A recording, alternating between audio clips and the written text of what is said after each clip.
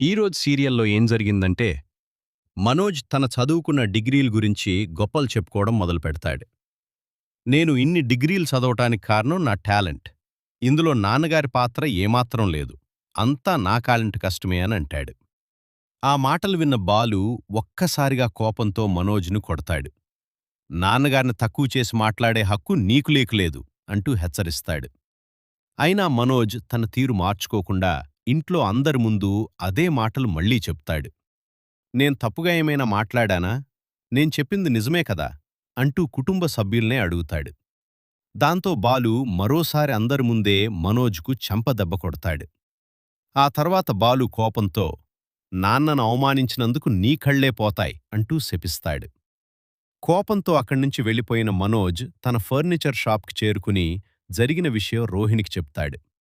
అప్పుడు రోహిణి, ఈ విషయంలో తప్పు నీదే, నువ్వలా మాట్లాడకూడదు అని చెప్తుంది. అది విన్న మనోజ్ ఇంకా కోపంతో షాపు నుంచి బయటకు వెళ్ళిపోతాడు. కారు నడుపుకుంటూ వెళ్తుండగా కొంత దూరం వెళ్ళిన తర్వాత అతనికి తీవ్రమైన తలనొప్పి వస్తుంది. దాంతో కారాపి మెడిసిన్ కొనడానికి పక్కనే ఉన్న మెడికల్ షాప్కి వెళ్తాడు. అక్కడే గతంలో 3,00,000 రూపాయలు దొంగిలించి ఊర్ని వదిలి పారిపోయిన వ్యక్తిని చూస్తాడు. వెంటనే అతన్ని పట్టుకోవడానికి మనోజ్ వెంబడిస్తాడు. ఆ వ్యక్తి కూడా తప్పించుకునేందుకు పరిగెత్తుకుంటూ వెళ్లి దారిలో ఎదురైన వారిని తోసుకుంటూ పరారయ్యే ప్రయత్నం చేస్తాడు. ఆ గందరగోళంలో మనోజ్ రోడ్డు మీదకు వెళ్లి వేగంగా వస్తున్న కారును ఢీకొంటాడు. ఆ ప్రమాదంలో కారు అద్దాలు పగిలి వాటి ముక్కలు మనోజ్ కలలోకి వెళ్ళిపోతాయి. అది చూసిన స్థానికులు వెంటనే అంబులెన్స్కు ఫోన్ చేసి మనోజ్ను ఆసుపత్రికి తరలిస్తారు. ఇంతలో రోహిణి ఈ విషయం మొత్తం ఇంట్లో వాళ్లకు చెప్పడంతో అందరూ ఒక్కసారిగా షాక్ అవుతారు.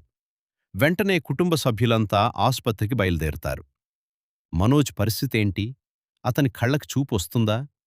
తర్వాతేం జరిగింది తెలుసుకోవాలంటే మా ఛానల్ను సబ్స్క్రైబ్ చేసి, లైక్ చేసి, షేర్ చేయడం మర్చిపోవద్దు.